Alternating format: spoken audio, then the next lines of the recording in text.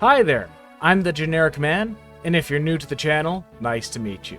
Today we're going to be starting all over again from Hector's mode, and oh, what's that? You think that I skipped something? Oh, right, because I'm starting from Hector's mode, you think that I skipped Lynn's mode. Well, allow me to provide some proof that I did not skip Lynn's mode. And in the meantime, I'll play this chapter and see if I can't get through it while that's playing in the background. So, I'll see you shortly.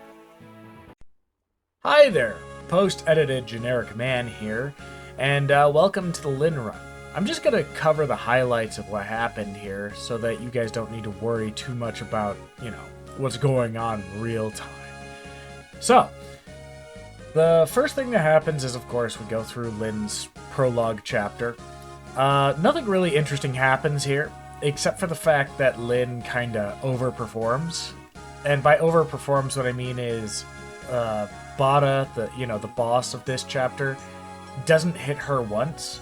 So even though I played safe like you're supposed to, and, tried to make her survive as best as I possibly could, she didn't need that at all because she just outperformed him. She dodged every single attack that he threw at her, and he never successfully hit her. So there's that. So then we go on to the next chapter. Now, on to the next chapter, which is technically chapter 1, but it's the second chapter in the game, where we get Sane and Kent. And nothing particularly interesting happens here, because pretty much I just do what I normally do, which is send Sane up to the top and Lynn down to the bottom of the map. I don't think that either one of them took any damage during this chapter, which was interesting. And, I just sent Sane after the boss there, and as always, he outperforms the boss significantly. Fun fact, the boss can never kill Sane at base, because, he's got, 100% chance to hit the boss, and 3 attacks will always kill the boss, no matter what. Also, Satan gets a pretty good level up here, so that's really important as well. Chapter 3, again, nothing particularly interesting, and in fact, it's less interesting than the other 2 chapters. And I'm sorry, it's chapter 2, not chapter 3. But it's the 3rd chapter, so, that's something to remember. Anyway, chapter 3, or chapter 2, nothing really interesting happens. I do use Kent a little bit to face against Glass, and I get him a level up on a Brigand after killing Glass, because Lynn took a little bit longer than normal to get down to the bottom. The reason why was because I messed up on her movement on, I believe, turn 1, and it caused her to not be able to get to the hills at the bottom middle of the map as quickly as she normally would. So she had to fight the brigands a little slower than what I'm used to. Now, the next chapter, the real chapter 3, was really kind of where everything starts to fall into place.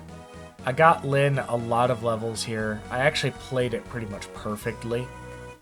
So it wasn't too much of a problem, because she didn't need any help with facing against the brigands, or even the mercenary, for that matter, when I put her onto the forest tile over on the right side of the map. I remembered to let Florina get the village this time, unlike the last time I did this run, and I gave Kent and Sane and I actually didn't buy any lances for Kent or Sane. I just bought a lance for Florina. I had Florina go down to the bottom and buy a lance. So everything went perfectly this time. I also fed the boss kill to Kent again. Well, not again. Well, yeah, again, because Glass was the boss in the previous chapter, of course. But yeah, I fed him Miguel so that he could get more level ups. And I didn't like Kent's first level up, but his second level up wasn't that bad. His level up was pretty good. The other thing to note is that Sane kind of leveled up very well this time around. Like, he's gonna be carrying the game probably in Hector's hard mode, if I can get to him. But anyway, that's beside the point. So the next chapter, we get Dorcas again, obviously. And we did mess up a little bit here because I forgot to switch the lance off of Sane. And Sane somehow survives this endeavor, but like, that was scary. It was something that really threw me off and made me a little bit nervous for the future. But it's okay, we made it. So, it's not that big of a deal. It was just very upsetting to see that I forgot to switch to a sword for this chapter where, you know, most of the enemies are axe-wielding enemies. So I would have had a triangle disadvantage with that lance. But it's okay, we made it. And I pretty much finished the chapter exactly like you'd normally expect. Because Florina got to have a lance this time instead of a slim lance, she was able to take on all the mercenaries in the top right of the map without any issues. She doubled every single, well, not doubled, but, you know, she killed every single one of them with 2 attacks and got a couple level ups. And she even got a strength level up on her first level up. So that was good. That was a real good level. Her second level up was a little bit more of her normal speed, you know, just getting speed. And not even skill, to be honest with you, which was a little bit unfortunate, but it's okay. We got some stuff out of that. Lastly, I fed the boss kill to Lynn because that's what I normally do with this chapter, and Lynn did a pretty good job taking everything down. Now, the next chapter was was an example of something that's kind of like a I don't know how to describe this. It was a little bit unfortunate, I guess you could say. Not because I lost anybody, but because Urk was proving his true colors, as he always does. Because Urk is bad, and he should feel bad. He should do better, but he doesn't. Anyway, that's beside the point. You see, Urk is not able to kill an archer all the way until the last turn of the entire map because I missed him like 3 times using Urk. This archer was a freaking menace to Sarah. Like, the girl was running around trying to survive as long as possible. She used her vulnerary almost to the point where it was completely used up. And this stupid archer just would not die. And at this point, I was committed to using Urk to kill it, so I didn't bring over Sane or Kent. But it was funny, also kind of sad, that Urk couldn't even do this. Like, this one guy, it should have been an easy enough kill, but he just couldn't manage to hit him even twice, you know? Not even once, to be fair, for a long time. So, there was that. Again, Lynn gets fed the boss kill. Florina really doesn't get any experience in this map. She doesn't kill anybody. So I just use her to kind of grab a javelin for herself, and I let Kent buy 2 javelins, one for himself and one for Sane. And beyond that, really, there wasn't anything too interesting about this chapter in particular. Also, even though Urk got that kill on that archer and on the mercenary, and on the nearby mercenary early on, he didn't actually get a level up from this, which was kind of annoying, but it's okay. We got through it. We'll make it through the next chapter. So, speaking of the next chapter, this one was kind of not that interesting. Really, all that I did was I just sent Sane up towards the top, like I normally do. Used Matthew to unlock everything. Used Wrath to stand on the first tile to finish the map. Gave Florina a couple of levels through killing some soldiers, and Urk 1 level through killing one of the mercenaries in the first part of the map. And it kind of just went all to plan. Nothing super important here happened, so we'll just move on to the next chapter. Which is, of course, the chapter where we get Lucius and Nils. Now this chapter scared me a little bit. So I got through this chapter pretty quickly on the upper half of the map, but the thing that kind of scared me was this moment. Florina, please. I'm begging you, don't die. Ugh. Yeah, she almost died here. I'm not gonna lie. I puckered up quite a bit there. I did a sharp inhale and was like, "Oh no! Don't die, please." But she made it. She made it, and it was good. It was good. Lucius pretty much killed everything on this side of the map, and I decided to do something slightly different than what I normally did, which was I decided to trade Wrath. The only reason why I was training Wrath was because I thought it would be interesting to have a good archer in Hector's hard mode for later in the game. And also, Wrath isn't that bad of a unit. Like, Wrath actually does some pretty sizable damage to most things.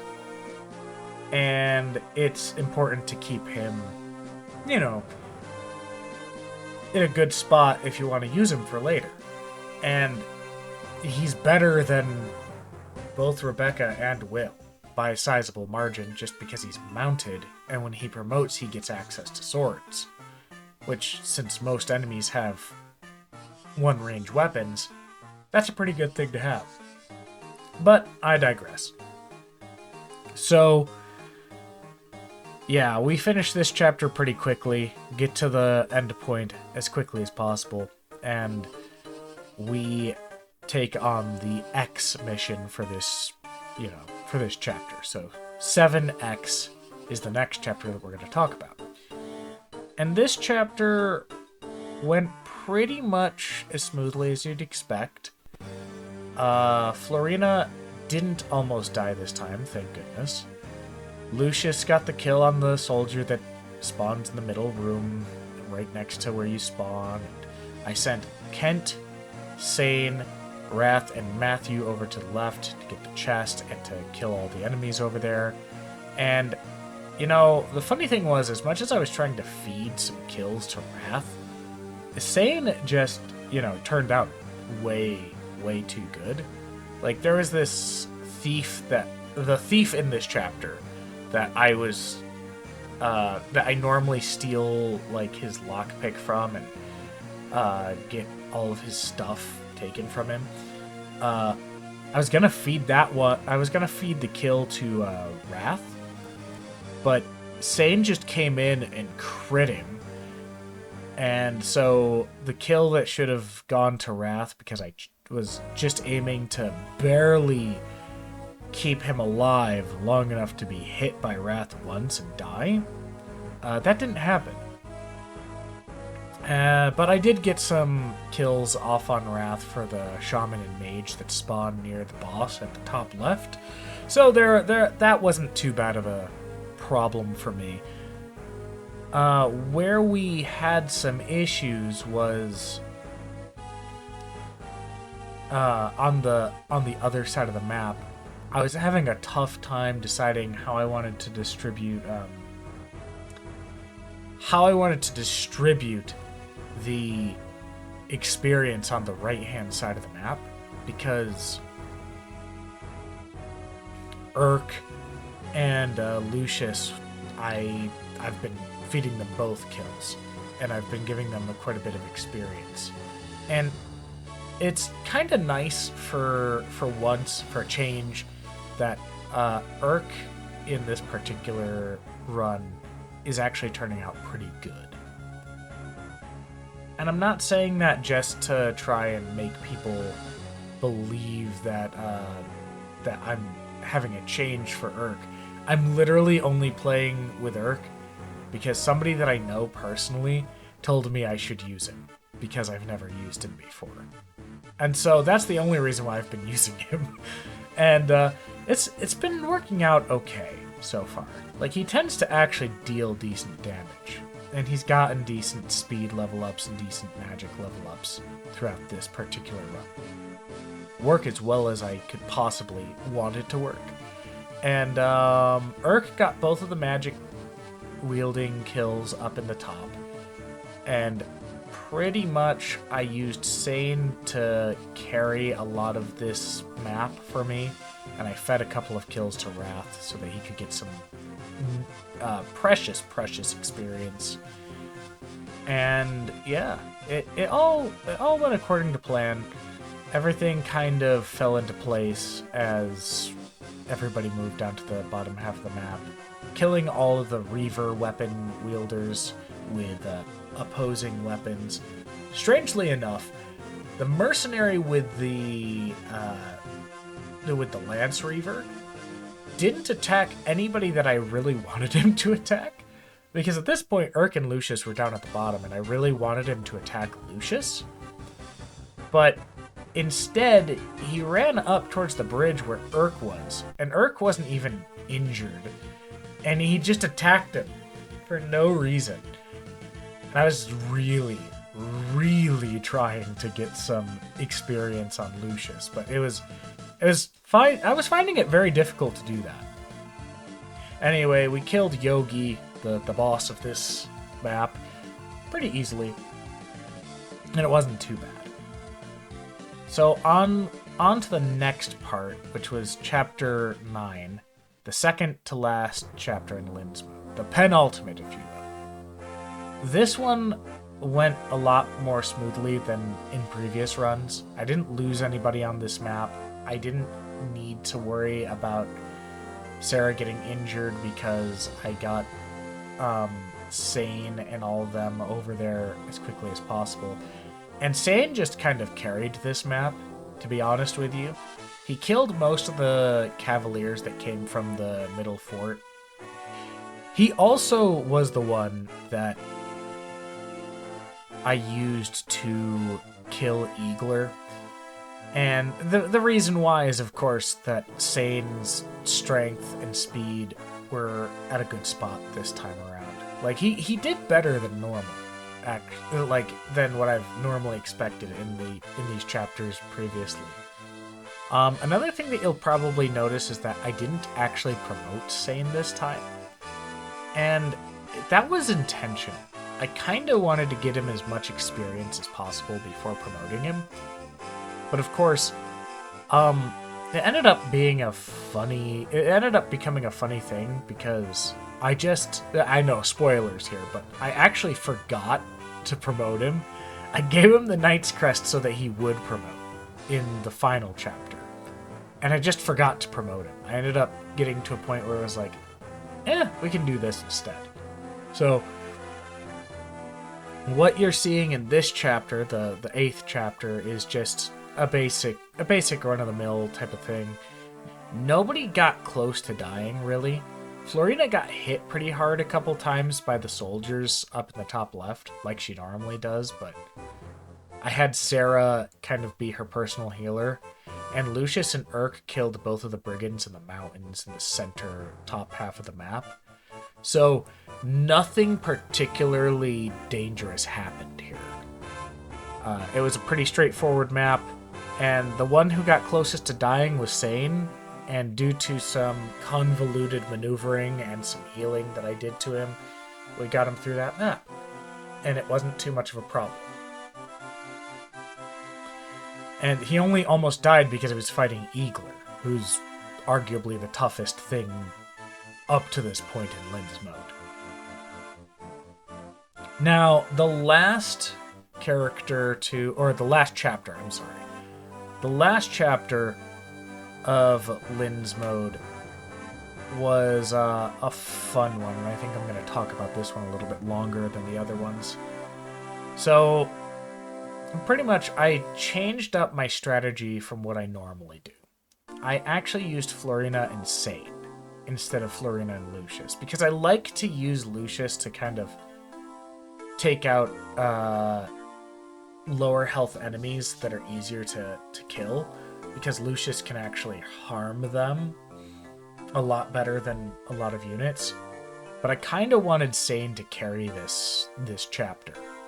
And originally I was going to promote it, like I said earlier, but what ended up happening was I brought Sane down here and I killed everything, and I realized that he wasn't going to level up again. So I just ended up not doing that. And instead I adjusted my strategy, because I was going to have to sit there and let Nils freaking play his instrument for 50 bajillion turns, like always. So I chose to just send Sane down through this area and kill everything. But in the end, I chose to use Lucius to kill Lundgren. And we'll talk more about that in a moment, but I'd just like to point out that Florina almost died again. There's a calculated risk, but holy crap, I've got to be more careful. When I get into Hector's mode, I think I'm going to be just a little bit less reckless, because this kind of thing can't keep happening. Like, she got attacked by 2 enemies, got doubled by both, and one of them was an archer, and she almost died because of it. So yeah, it was that was dangerous. Fortunately, she flew right back over the river and got healed by Sarah, and Sane cleaned up everything that almost killed Florina.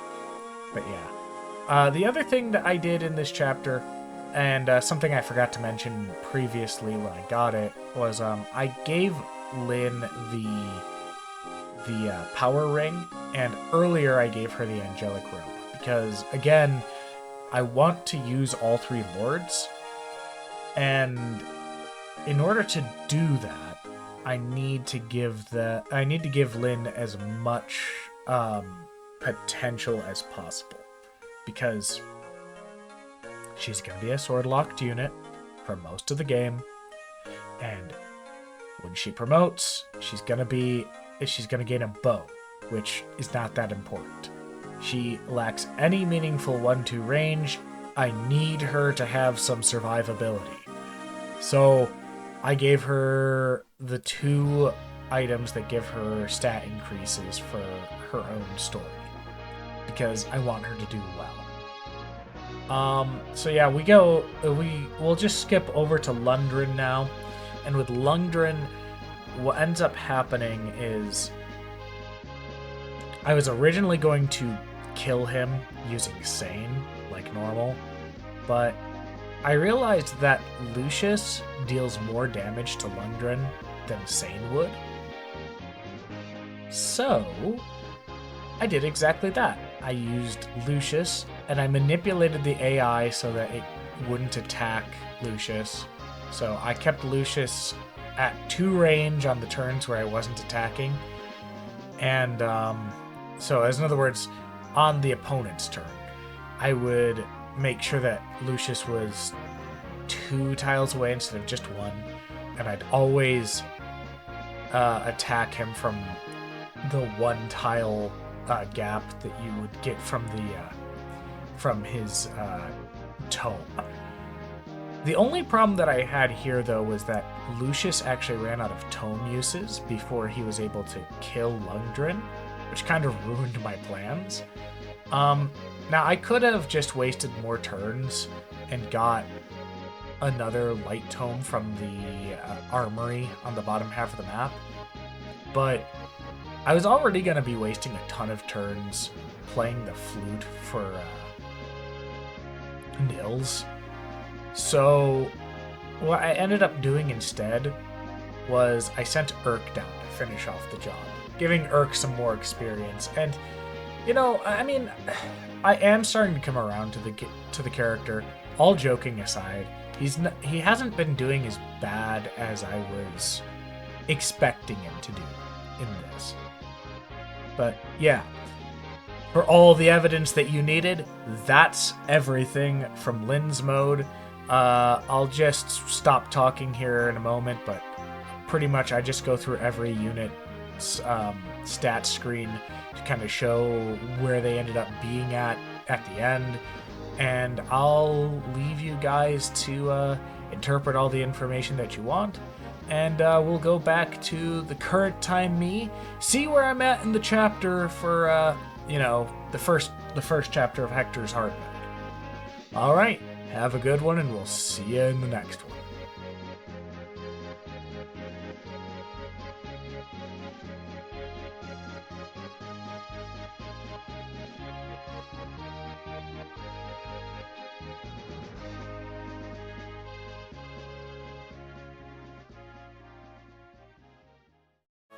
Ah, welcome back.